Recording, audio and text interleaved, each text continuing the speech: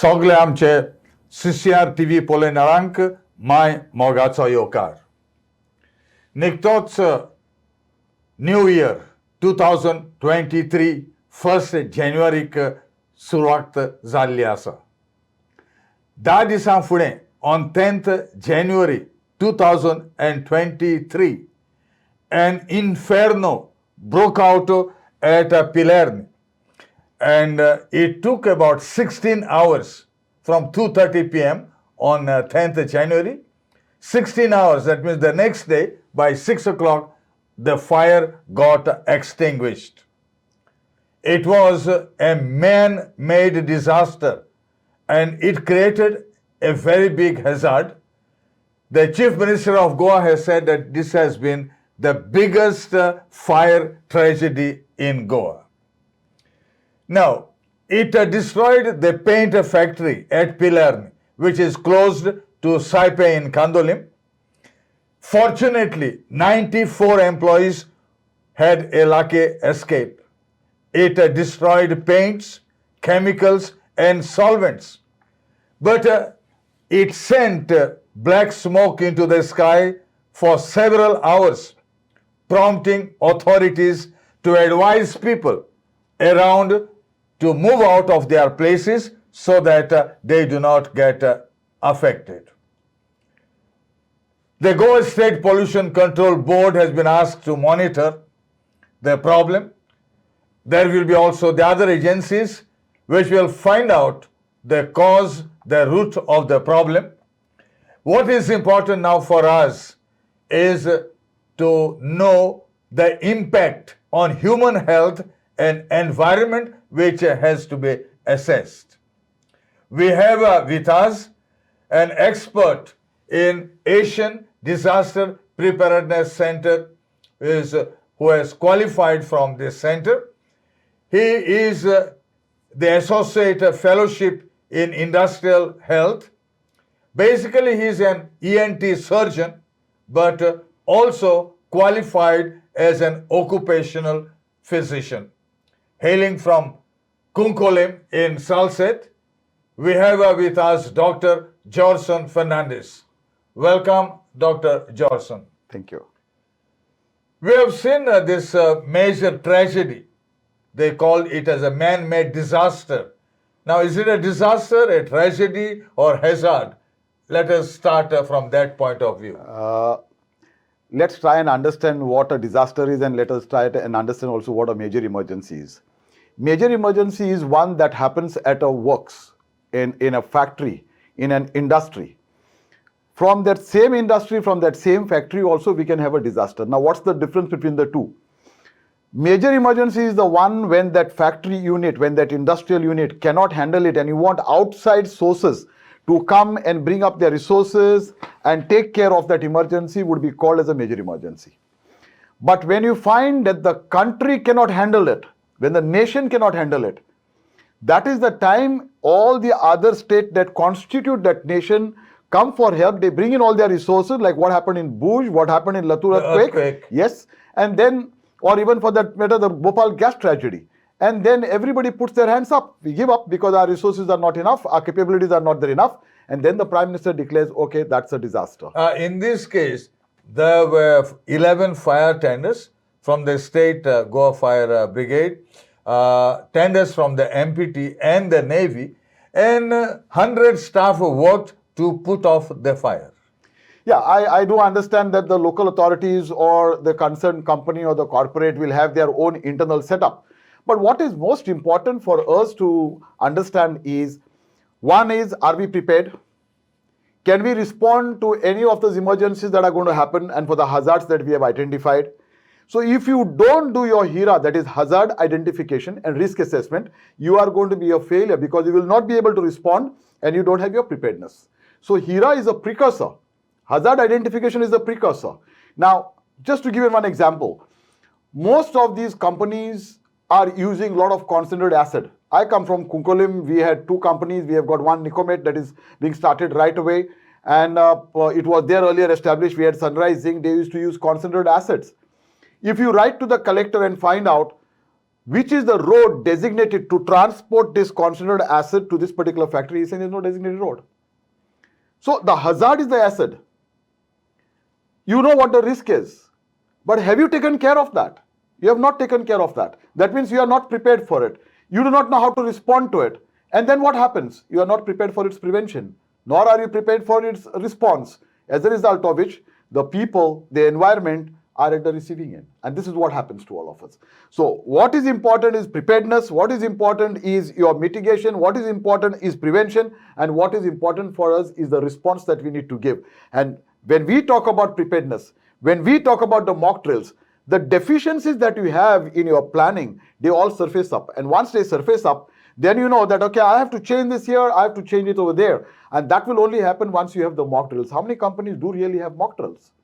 You cannot have a shabby, just a skeletal mock drill. That's not going to help you. You must have a realistic mock drill that tells people, okay, that's where I've done a mistake, that's where is my deficiency. Maybe that the investigations by the designated agencies, in this case it could be the fire department, would throw light on what you are saying. Yes, but initially when the fire brigade is all, the fire services also gives them the permission, they are supposed to look at whether all the equipment is in working situation, whether you have got the necessary amount of resources that you need to fight the fire which is on such a large scale.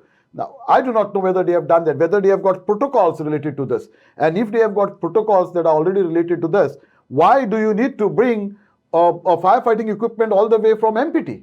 It's too far away.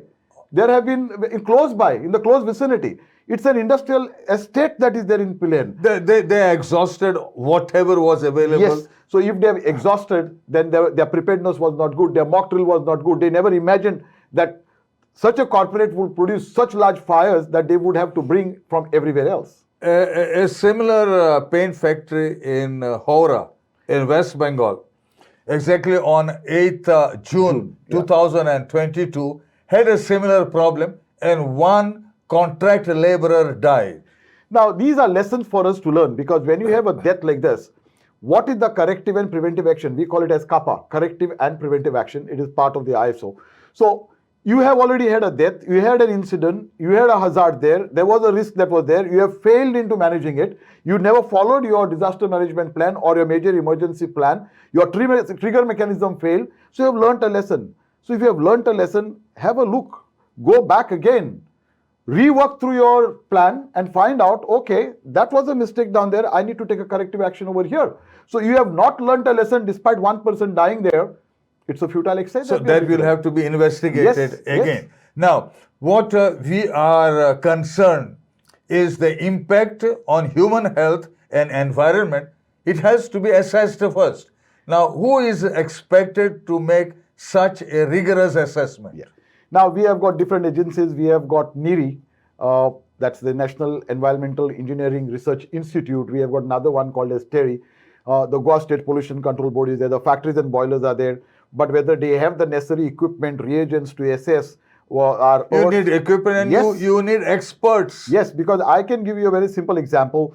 When we were talking about coal, they have decided to bring the coal. But when we give the coal for them to find out what are the contents of this coal, what are the chemicals, they send it to another state. Now, you are transporting coal through Goa and then you are sending it to some another state to assess it. It cannot happen. I was fighting for the pollution that was going on in Kunkolem. They did not have the necessary reagents, the Goa State Pollution Control Board. We wanted to assess arsenic and they said, no, we do not have the machine working. Now, this type of things cannot happen. If this is the scenario, people will have no faith in these agencies and especially the Goa State Pollution Control Board. If you ask me, I may be harsh, but that's what it is. When we talk about GSPCB, Goa State Pollution Control Board, I wouldn't say it's a pollution control board, it's a pollution causing board. Because they do not do their work. They do not assess anything absolutely from anywhere. We had the fish mills. I can give you another example in Kunkolem. There was a tube well that was being found. Finally, they sealed that tube well, but before sealing the tube well, they should have taken a sample of water from that particular tube well. And what they did was, there was a submersible pump. They say common sense is not so common. And they removed the pump first. And then they were trying to put a bottle from where they could get a sample to that tube well, and the bottle wouldn't go inside. So these are the type of fallacies, and people who have absolutely no brains are working into the pollution control board. But what is the need right now The assessment has to be made on gas emission, particulate matter, Matter. heavy metals, your ozone, and associated heat waves. Yes. Now, are there enough agencies to carry out this delicate scientific work? I don't think the Goa State Pollution Control Board that I know of will be able to take up such type of work and to assess it. It's people just live into this environment that is being caused by the concerned company. So it's important for us that we need to give funding for the Pollution Control Board to carry on all this. And there's a principle called the polluter pays. So if there's polluter pays principle, then the Goa State Pollution Control Board should say, okay, that's what you have caused. You never assessed your hazards, never assessed your risk, and therefore you need to pay so that we can carry on this study and we can take care of the environment, whether it is land, water, or air. But also, along with the polluter pays principle, in this case, there has been a breach of environmental sanctity. Yes, very true. I'm not denying that. Now, even to assess the environmental damage that is being done, whether it is the soil testing, whether it is the water testing, whether it is the testing of the air, or whether to find out, is it now safe enough for the people to return back who were evacuated? Is the water safe enough for us who are drinking from the water bodies? Is the soil good enough for us, or there are going to be pollutants and chemicals which have contaminated and it will go through the sap of the trees and then come back through the fruits and we are going to consume it? Goa State Pollution Control Board doesn't have all these studies that they can do. The toxic haze travel around the region of the industrial estate. There are houses close by the neighborhoods because they were asked to vacate, and they were asked to vacate, just vacate, go out. Is this permissible in a disaster management plan? This is exactly where they have failed because they never had a mock drill. You need to understand what are the directions of the wind. If you are telling people that evacuate, people do not know which side to run. They run to the next of their kin, and the next of their kin may be exactly in the direction of the wind, and you realize that you're still undergoing suffocation. So you must have a designated place where you are going to collect people, and those are what are called as the concentration camps. Now, if at all we have an earthquake, where are the people going to go with all these tall structures which are going to collapse one after another, and they're going to cause damage and the roads are going to be blocked? So you need to have an open space for us. Today the open space is given for the builders. Yes. So it's very difficult now to identify those open spaces. So here we need to understand that when we are talking about an industrial estate, we need to have an open space. We need to see that people have an assembly point. We need to have evacuation of people. Then where are these people going to go? What is that designated place where people are going to go? You can't arbitrarily tell them vacate your house and go. Where will they go? There have to be designated places earmarked, and there are several industrial estates now in Goa. Don't you think, though, it's time now to find out whether there are designated places under the disaster management plan? Yes, you need to do it because the disaster management plan, you will find all the committees that are there. I don't know how often they meet and what do they do, but it's very pertinent and very important to identify such type of locations which, depending upon the wind blowing, they have to say that's the place that people are going to go and gather around. If there's emission into the air, if there is also emission into the air, then you need to provide them the necessary amount of oxygen for the people to breathe, and their oxygen masks need to be provided for them. If there are chemicals that have gone into the water and into the soil or in the earth, then you must know that people should be stopped from drinking that water from the water bodies, and alternative measures should be provided for the people. Today you've got membranes to identify the heavy metals which are being collected into those membranes, and the water is being purified and being given. All these studies need to be done. Do you think so there has been air pollution with this haze? Yes, there is air pollution. One must understand, when we talk about anything burning, we have carbon dioxide, carbon monoxide, and various gases that go in. But one must understand that we have got a substance into our blood what is called as hemoglobin. And this hemoglobin is like a politician's. It goes whichever side is the ruling party is. It combines with carbon monoxide faster than it combines with oxygen. So even though you may have oxygen, it will combine with carbon monoxide and will become cherry red in color.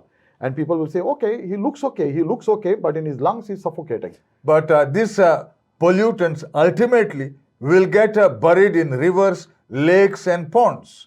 And there can be implications, serious implications on the nervous, digestive, immune system, lungs and kidney functioning. Yes, very much. And I can give you one example of what is called the Minimata disease. Now, Minimata disease was somewhere in Japan. There was a lake. I don't know why it was being named after the lake. It should have been named after the paint factory that was being over there. Their effluent treatment plant was not working. So what they did was, from the top, they left their effluent down below and it came down into the lake. The fish consumed all that mercury that was there. From that fish, when people started eating that fish, it started going into their body system, and they had this Minimata disease where people were simply laughing and simply crying. Their nervous system was affected. They used to have tremors onto their hand. Their memory was being affected. And then people started deciding, what is this new disease that people have come up with? And then they realized that there was high level of mercury into the blood. Then they wanted to trace where this mercury has come from. So they came to know it's come from the fish. So then they wanted to know where the fish took this mercury from. Then they came to know it is from the lake. And then they realized that it was the effluent treatment plant that had released their effluent into the lake that caused this fish that consumed that mercury into their body system, and from there it came to the human being.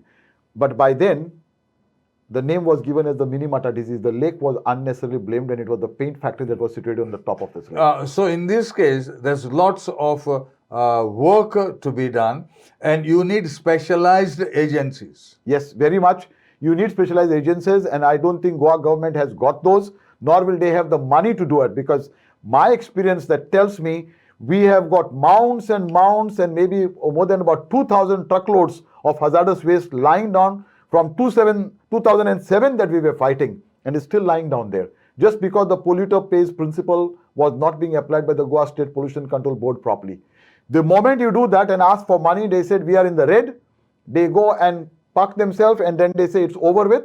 There's an agency of the government that auctions and sells the company, and with that money they pay the laborers and employees, and with that it is over with. And when somebody else takes it on an auction, and they come back again, and the whole thing starts off with. Basically, these industrial activities are basically to further the commercial interest of the factories, their owners. Very true. So the polluter needs to be held responsible for the lapses and the negligence that eventually led to the fire at the manufacturing facility. Very much you need to do that. It's not only just the polluter pays, but the person who is responsible should be taken to task. Whether it's the manager, whether it's the safety officer, or whether it is anybody else who is in charge of that, the responsible person should be picked up, and it's only then they will start realizing what their responsibility is and what happens to them. Because here what we do is the callous attitude of the government, from the authorities, from the various agencies that are supposed to look after, they are more corporate friendly because they think, okay, they are getting money, they are getting revenue. At what cost? You are taking revenue, you are taking money, but at the cost of human life, at the cost of the environment in which we are going to live, at the cost of the pollution into the air which we are going to breathe. And that's what is happening. So people have the right to clean, healthy air. Yes, we do have a right. There's a Water Act, there's an Air Act that is there, and the government should be very stringent into seeing that these things are being maintained well. Of late, they have been putting different machines here and there where they are talking about what is the pollutants levels into the air, but in terms of water and in terms of land, and doing a research that's going to find out what pollutants are there into the land, into the soil, into the water bodies, is what is being lacking. So do you think the Goa State Pollution Control Board apply the precautionary principle and the polluter pays principle? The polluter pays principle, yes, but the precautionary principle happens just before the industry comes in.